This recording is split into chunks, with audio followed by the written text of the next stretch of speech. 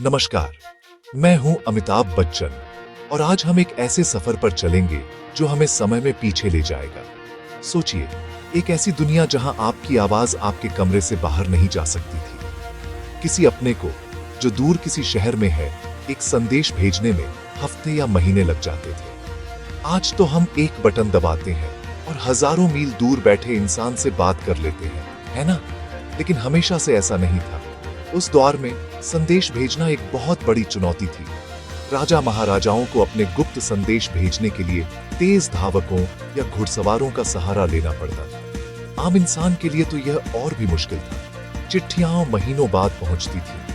किसी की खुशी या गम की खबर जब तक मिलती, तब तक शायद उसका कोई मतलब ही नहीं रह जाता था। फिर इंसानों ने धुएं के संकेत, ढोल या पहाड़ियों पर आग जलाकर संदेश देने के तरीके खोजे, लेकिन इनकी भी सीमाएं थीं। धुएं का संकेत सिर्फ दिन में, ढोल की आवाज कुछ किलोमीटर तक। संदेश सीमित और साधारण होते थे। सब ठीक है या खतरा है। सवाल यह है कि वो कौन सा लम्हा था जब इंसान की आवाज को पंख लगे, जब संदेशों ने घोड़ों और कबूतरों का साथ छोड़कर हवा में तैरना सीख लिया। यह कहानी है रेडियो की, एक ऐसे जादू की जिसने दूरियों को मिटा दिया और पूरी मानवता को एक साथ जोड़ दिया। चलिए जानते हैं कैसे एक छोटी सी चिंगारी ने संचार की दुनिया में क्रांति ला दी। हर क्रांति की शुरुआत एक छोटे से विचार से होती है।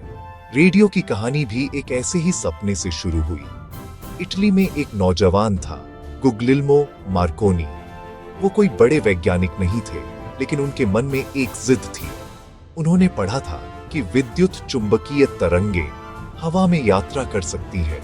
उन्होंने सोचा, क्या हम इन तरंगों पर अपनी आवाज भेज सकते हैं? उस समय के लोगों को यह पागलपन लगता था। बिना तार के संदेश भेजना। लोग हंसते थे, लेकिन मार्कोनी ने हार नहीं मानी। अपने घर के एक कमरे को प्रयोगशाला बना लिया। उनके पास संसाधन नहीं थे, लेकिन लगन थी। और फिर एक दिन उन्होंने एक ऐसा उपकरण बनाया जो एक कमरे में बटन दबाने पर दूसरे कमरे में घंटी बजा सकता था। बिना तार के। दूरी कम थी, लेकिन यह एक ऐतिहासिक पल था।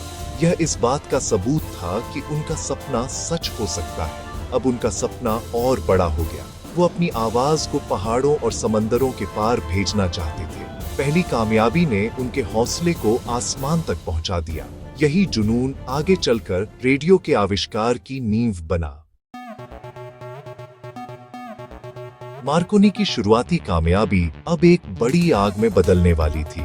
वो इटली से इंग्लैंड गए, जहां उन्हें बेहतर संसाधन मिले। उनका लक्ष्य था अटलांटिक महासागर के पार 3000 किलोमीटर दूर एक संदेश भेजना।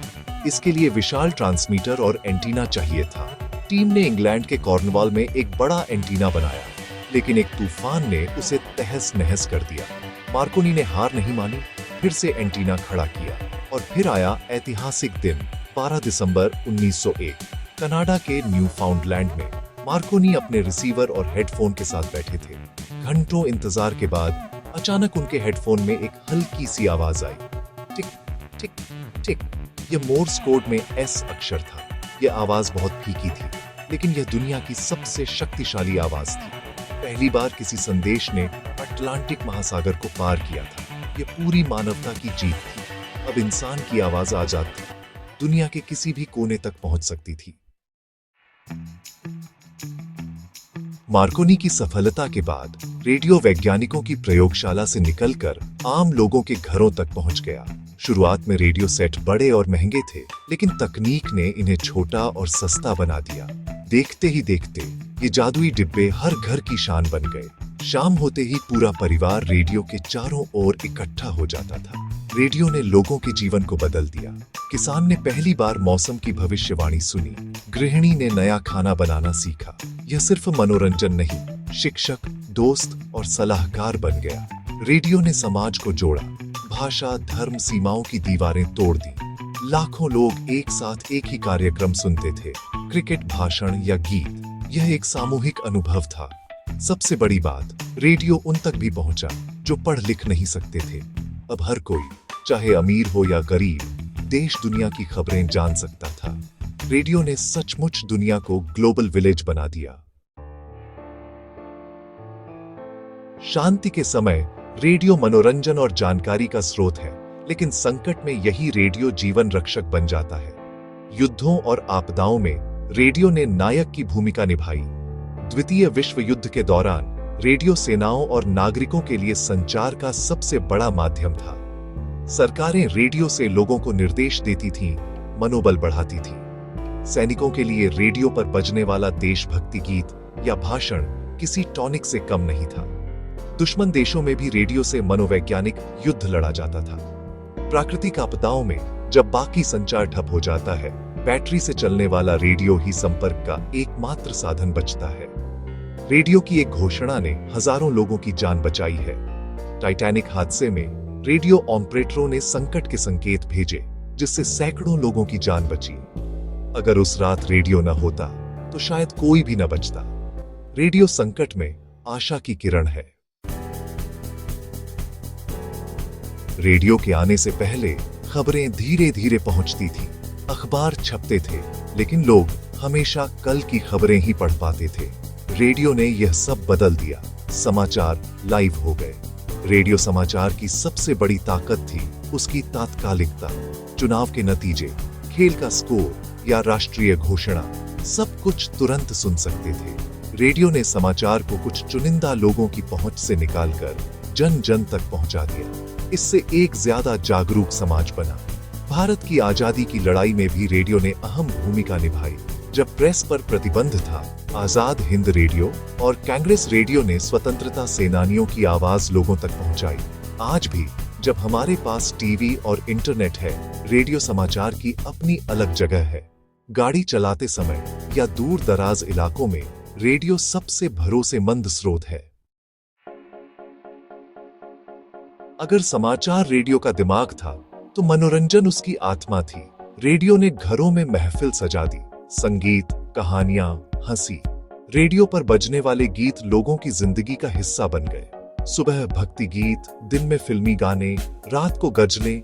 हर भाव, हर याद एक गीत से जुड़ गई। लता मंगेशकर, रफी, किशोर कुमार जैसे गायकों को रेडियो ने अमर बना दिया। बिना का गीतमाला जैसे कार्यक्रमों का लोग बेसब्री से इंतजार करते थे। रेडियो नाटक भी बेहद लोकप्रिय हुए। सिर्फ आवाज के जरिए पूरी कहानी जीवंत हो जाती थी। सुनने वाले अपनी कल्पना से पूरी दुनिया रच लेते थे। हॉरर शो, जासूसी कहानियां, सामाजिक नाटक। रेडियो ने कहानी कहने की कला को नया आयाम दिया। क्रिकेट कमेंट्री रेडियो मनोरंजन का अभिन्न अंग थी। कमेंटेटर की आवाज, साउंड इफेक्ट्स और भीड़ का शोर मानो स्टेडियम घर में आ गया हो। रेडियो ने मनोरंजन को व्यक्तिगत नहीं बल्कि सामाजिक उत्सव बना दिया। एक ऐसी महफिल जिसने पीढ़ियों को जोड़ा। तो यह जादू होता कैसे है? कैसे मेरी आवाज या कोई गीत बिना तार के मीलों दूर पहुंच जाता है? इसका जवाब विज्ञान में छिपा है। कल्पना कीजिए, आप तालाब में पत्थर फेंकते हैं, लहरें फैलती हैं।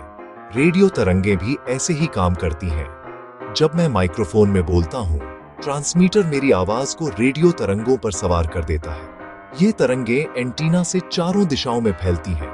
ये तरंगें प्रकाश की गति से यात्रा करती हैं, 3 लाख किलोमीटर प्रति सेकंड। आपके घर का रेडियो सेट एक रिसीवर है जो हवा में तैरती इन तरंगों को पकड़ता है। जब आप रेडियो पर कोई स्टेशन सेट करते हैं, तो रिसीवर सिर्फ उसी खास आवृत्ति वाली तरंग को पकड़ता है। फिर रेडियो के सर्किट उस तरंग में से आवाज के सिग्नल को निकालते हैं और स्पीकर को भेजते हैं, और आप मेरी बात सुन पाते हैं।